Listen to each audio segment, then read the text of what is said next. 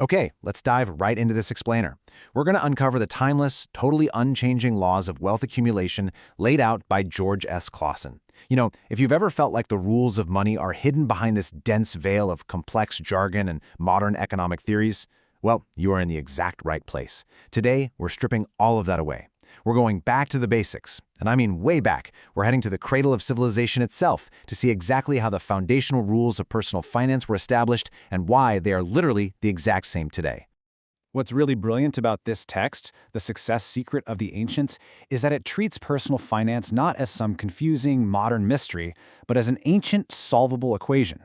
It's a text that completely strips away the noise of modern markets. Instead, it focuses entirely on the undeniable fundamentals of human behavior and value exchange. It proposes this incredibly fascinating idea. What if the absolute key to your modern bank account is actually buried in the sands of ancient Mesopotamia? The core philosophy of our explainer boils down to this perfectly.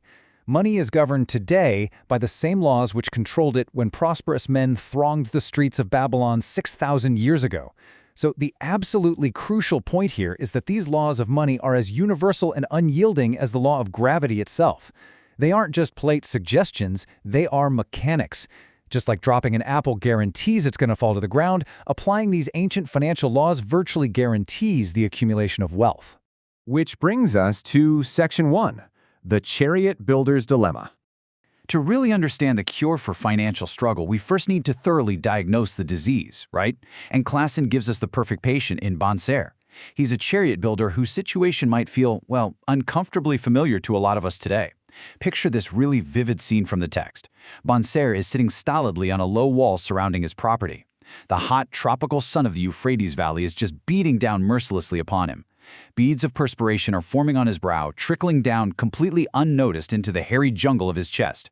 He's physically exhausted, sure, but more importantly, he's mentally paralyzed. His slow mind is struggling patiently with this terrible realization, a problem for which he simply cannot find an answer.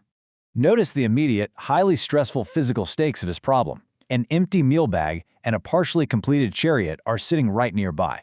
His wife frequently appears at the open door of their simple home, casting these furtive glances in his direction. It's a heavy, silent reminder of their immediate hunger and his total failure to finish his grueling work, the hammering, the hewing, the polishing, so he can finally get paid by a wealthy customer. The pressure is absolutely on, yet he just remains glued to that wall. The reason for his paralysis is this agonizing contrast, Bonser's dream versus Bonser's reality. See, in his dream, he had this handsome purse, just heavy with coins. He was casting shekels to beggars, buying finery for his wife, and feeling a glorious sense of contentment and financial freedom. But then he wakes up. The crushing, empty-pocketed reality sets in. He's sitting there like a glum statue. And when his best friend, Kobe the musician, comes by asking for a tiny loan of just 2 shekels, Bonser has to admit that his purse is completely empty. If he actually had 2 shekels, that would be his entire fortune. Let's move into Section 2, the illusion of hard work. This brings us to a really harsh truth that so many of us face today. It's the illusion that hard work alone guarantees wealth. We are told from a very young age that if you just put your head down and toil away, prosperity will naturally follow. But Bonser's story shatters that assumption entirely. Bonser and his friend Kobe have done everything right according to the standard rules of labor. As Bonser points out, they have worked tirelessly from early dawn until dark. They've earned plenty of coin over the years. Yet, as the text states, after half a lifetime of hard labor, hast an empty purse. They have absolutely nothing to show for their endless energy and sweat. Their earnings just vanish, leaving them to constantly plan and scheme just to keep their families from going hungry. And that realization leads to this incredibly powerful, deeply frustrated question from Bonser: are we more than dumb sheep? This perfectly mirrors the frustration of so many modern earners. I mean, how many people today work 40, 50, or 60 hours a week, yet wonder why their bank accounts do not reflect their endless effort? They work, they earn, they spend, and they end up right back exactly where they started. Bonser's waking up to the fact that simply working hard is a total trap if you don't actually understand the mechanics of what you are working for. And think about the stark contrast of their reality. They live in Babylon. This is the wealthiest city in the ancient world. All around them is immense display.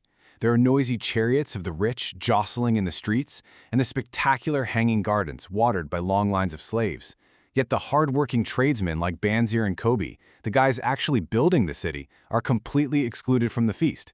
They are just expected to be content banqueting on sour goat's milk and porridge, walking right alongside the barefooted beggars. This right here is the perfect turning point in our explainer, pivoting from Banseer's desperate emotional crisis to the search for a concrete solution. Banseer asks his friend, "Why cannot we acquire silver and gold, more than enough for food and robes? Why are they and their sons families destined to live in the absolute midst of such treasure, yet have none of it?" They finally realize that just hoping for the gods to reward their hard work isn't a viable strategy. They need a system. That brings us to Section 3, 7 Cures for Wealth. The answer to that life-changing question lies in the ancient wisdom that cured the lean purses of Babylon's absolute richest citizens. Banseer and Kobe recognize that if you want to be wealthy, well, you have to ask those who have already mastered the rules.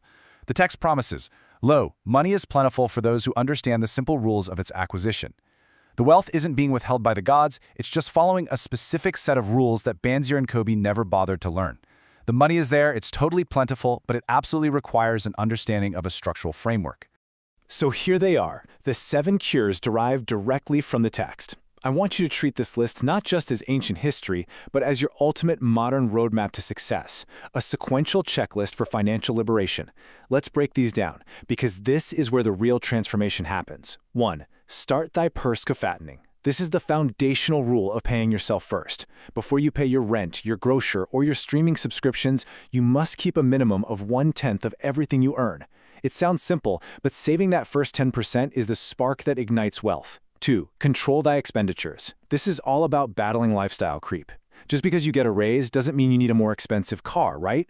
You must clearly define your necessities versus your desires and construct a budget that allows you to live comfortably below your means, protecting that 10% you're saving. 3. Make thy gold multiply.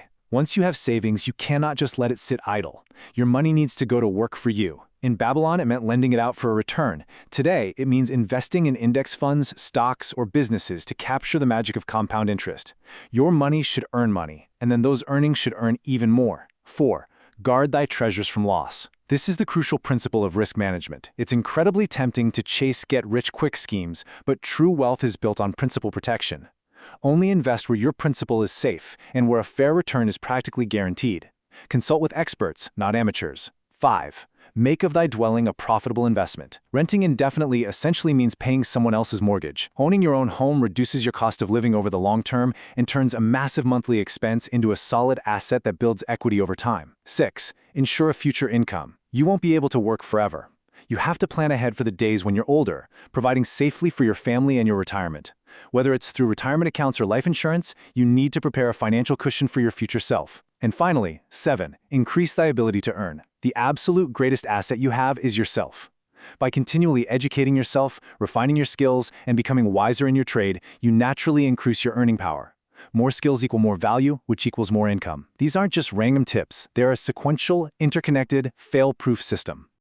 And that leads us to our final section, Section 4, the key to success. Let's wrap up this explainer by connecting these Babylonian principles directly to your own life and your own future. Because reading about ancient chariots is one thing, but actually applying these laws is where the real transformation happens. The author's foreword makes it crystal clear. Our prosperity as a nation depends upon the personal financial prosperity of each of us as individuals. True success means accomplishments as a result of our own efforts and abilities. And as the author reiterates, like the law of gravity, these laws of money are universal and unchanging. Your success depends entirely on your own understanding of these laws. You simply cannot defy financial gravity and expect to float to the top. Just imagine this road stretching out before you. As Clason writes, ahead of you stretches your future, like a road leading into the distance. Along that road are ambitions you wish to accomplish, desires you wish to gratify. To bring those desires to fulfillment, you must be successful with money. You have to let these principles guide you, away from the stringency of a lean purse to the happier, fuller life that a fat purse makes possible. So I leave you with this final provocative thought to really ponder. Ahead of you stretches your future. Will you travel it with a lean purse or a fat one? Will you remain sitting paralyzed on the wall like Banseer, wondering where all your hard work went, or will you apply the unchanging secrets of Babylon to forge your own lasting wealth? The rules are right there in front of you. The choice of whether to actually use them is entirely yours.